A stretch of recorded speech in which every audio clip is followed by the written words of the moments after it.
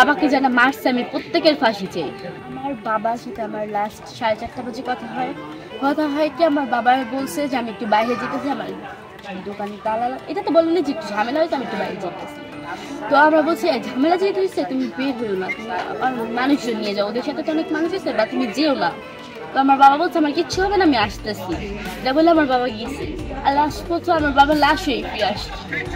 এখন আপনার কি চাই? আমি আমার বাবাকে যারা মারছে আমি প্রত্যেকের ফাঁসি চাই, একজনে যেতে না বাঁচি। এই ধরনের চলতে গেলে আসলে কি সমস্যা হবে? এই ধরনের মব জাস্টিস চলতে গেলে, মব জাস্টিস চলতে গেলে কি ধরনের সমস্যা হবে?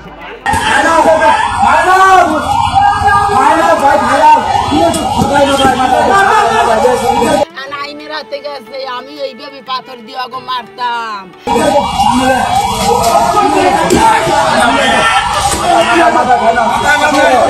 ও বাংলার মানুষ, আমার বাইরে আমাকে কতটি ভাই বোন নাই, আমরা 3টা ভাই বোন আর একটা ভাই, ছোট ভাই, কলিজার টুকটা, কত সুন্দর নূরের, কত সুন্দর চামড়ারি।